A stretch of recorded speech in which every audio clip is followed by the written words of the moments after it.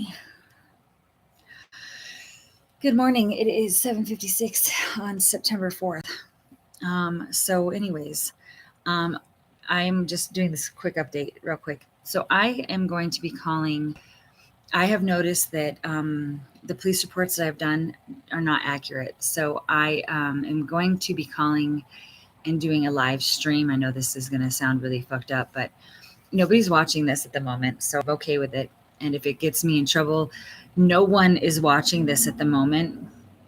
So if it does go viral, it is because somebody is intentionally trying to prove that this is going on.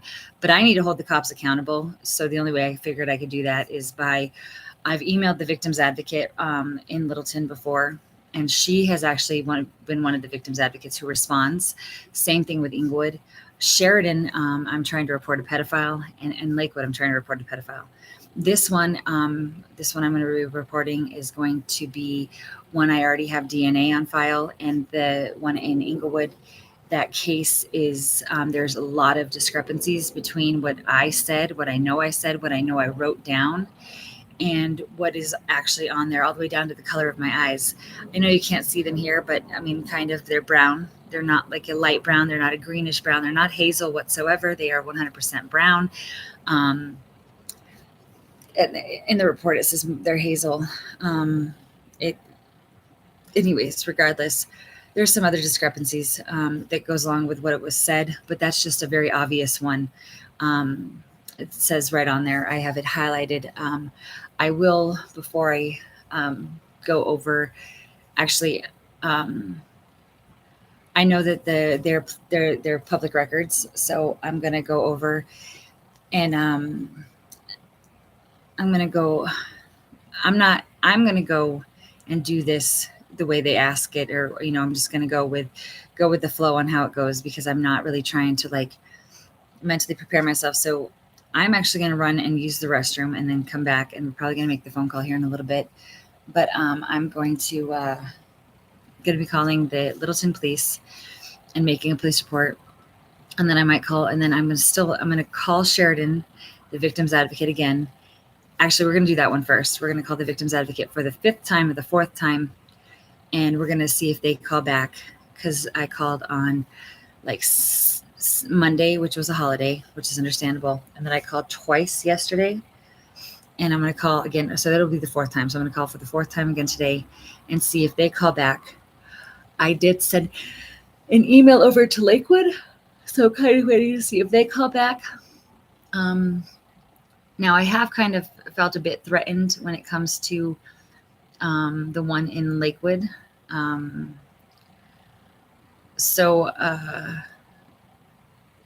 Only because there's the more I try to press for, trying to, file these, the more of an issue there seems to be, all the way down to being threatened like that. My son was brought up to Boulder last night and ran over. And that this is the start of a series of unfortunate events, because September is supposed to be this horrible month for me.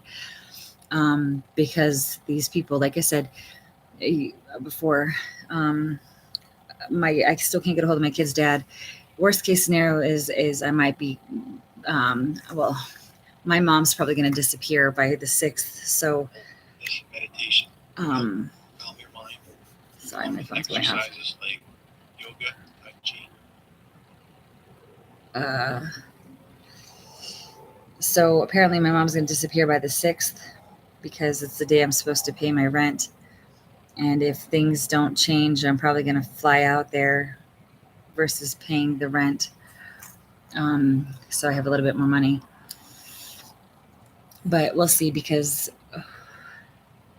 I did notice the kid that they say is my son at church, that like people wouldn't even give him a cigarette. I had to ask, and then they gave me the cigarette to give to him.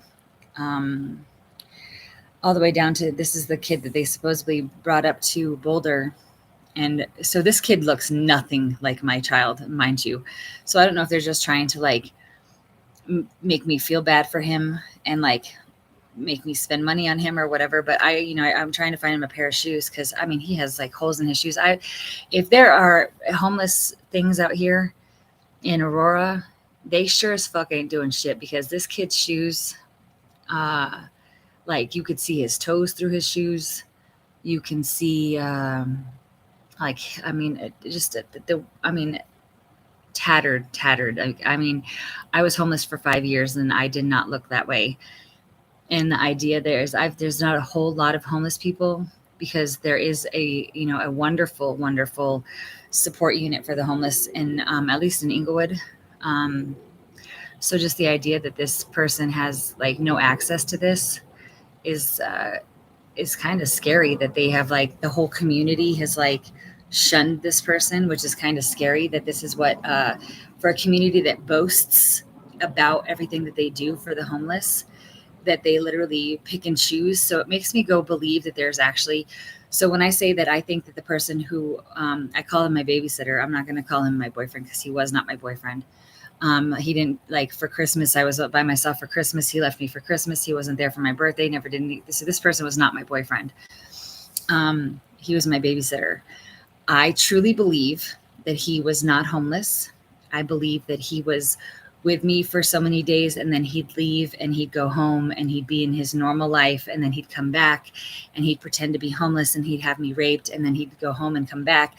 And I truly 100% wholeheartedly believe that this person is well-to-do, and that he has money in the community and people in the community, and that he has his women and his drug friends that he keeps up, and that there's ones he doesn't. And that's kind of scary, because he's the one who's raping women.